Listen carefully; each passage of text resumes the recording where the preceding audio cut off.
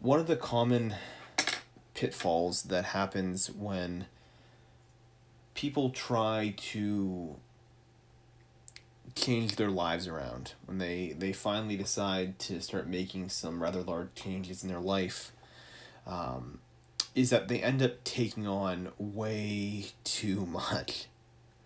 Um, these are people that often come to me when it comes to exercise.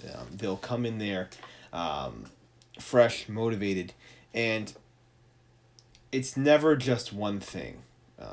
It's rare that I get people that I train that simply just want to get back into shape.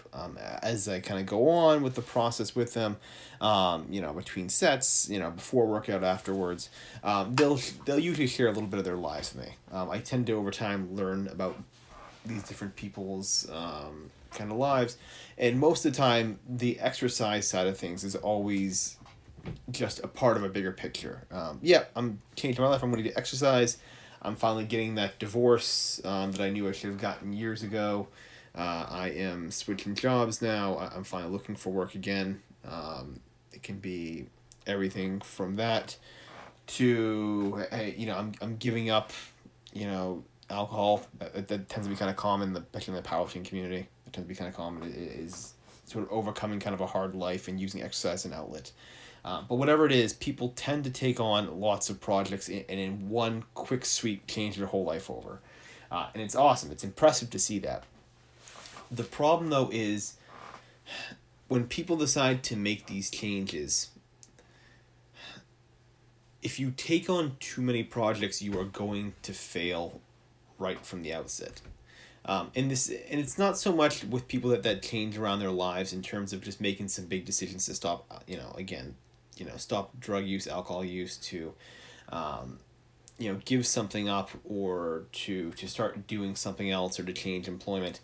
It's more so when the person says, hey, I'm going to exercise and I'm going to learn a new language and I'm going to do, and I'm going to finally start my own business and X, Y, and Z things. When they take on projects, that tends to be where a lot of the pitfalls come in.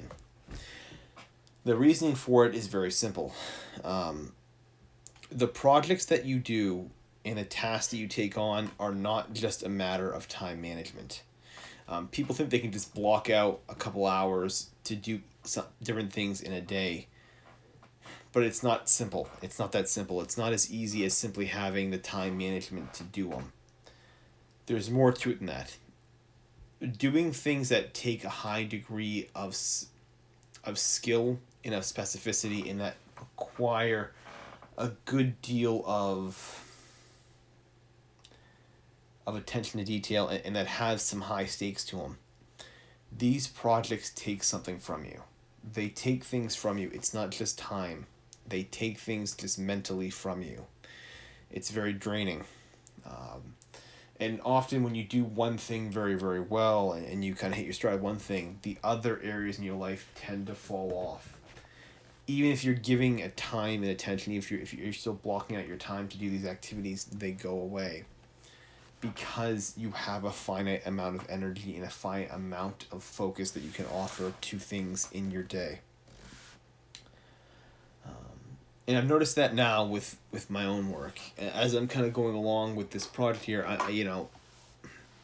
I felt like for the past several months, my writing has been, probably some of the best I've ever done. Like really some of the most top-notch stuff I've ever put out. And yet, other things in my life, I feel like I've been slacking. Other areas in my life, I've been almost diminishing in a way. My workouts have not been as impressive. I think I've even backslid on a lot of my workouts, just in terms of strength, muscle, and stuff. I'm starting to backslide a little bit. Diet as well. I'm backsliding there. My chest play, it's actually gone up and down. It's been fluctuating, but certainly recently it's been kind of backsliding a little bit and stagnating. Reason for this, I'm quite certain, is simply that, my main focus is on my writing. My main focus is on my craft, which is appropriate, and that's where it should be. But when you get to positions like I am right now, where it's, I gotta do this short story collection, I've got to self-publish this other book here this year, I've got to continue to query this other novel here. when you take on these sort of smaller projects as part of kind of a larger category of your life, which is my writing, it takes away. It takes away from these other things. Even though I'm still devoting my time, even though I'm not missing, these other areas in my life in terms of just avoiding it. Still budgeted in my day, still allocated, but they're diminishing. Other areas of my life are diminishing, and this happens. It's something to recognize that these projects that you do, other areas of life will probably take a hit, even if you try to budget as best you can. I often, in these moments when I get to this point where I'm kind of like looking at what I'm doing now and my other areas of my life, and I see, oh God, everything else is going to hell, and I start to feel that sense of like I'm failing in a way, like somehow I'm grasping onto this one thing, but everything else is burning around me. I remember the opening to Guillermo del Toro's Pan's Labyrinth. The opening credits there before the film begins. Guillermo del Toro actually addresses the audience directly and basically says to them, "Hey, I hope you enjoy this film here. This was years and years of work here, and it almost cost me my life at certain points." Kind of implying that his health went down as he went through this. Either if it was physical, mental, what have you. It took a lot for him to get this project done. And for some reason, I'm never really sure why it's this example. Maybe it's because I saw it when I was, I don't know, God, maybe 11, 12, whenever it came out. Because maybe because I saw it so young that it was the first time I actually saw an artist talk about the toll it takes, the toll their projects can take on them. I don't know. But I come back to it a lot. I come back to that very opening speech a lot. And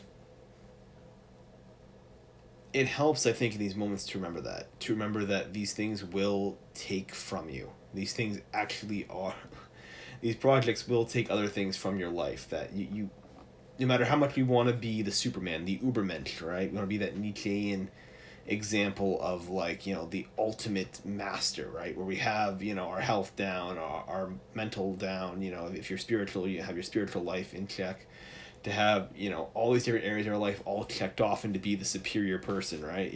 Learning the new languages, meditating every day for 3 hours or whatever, doing the exercise, doing the proper diet, working on the projects, getting the optimal amount of sleep, what have you. As much as we try to master these different arts of our lives, the things we do, the projects that matter, take from us, and I don't think it's ever realistically achievable to get to that point where we can master all these different things. Maybe maybe if I wasn't working, maybe if I didn't have a day job, maybe I could just if writing was my project, maybe I could get up and do these other things. But for most of us in the real world, in these that needs to sort of survive and pay the bills and what have you, you lose a lot, and you're going to suffer a lot in this process to try and make this work. I don't know what the solution is. I don't know what the answer is, but I find that just kind of it's the nature of the game. It's the game we chose to play, and that's just the nature of it. Yeah. So I'm going to sign off here.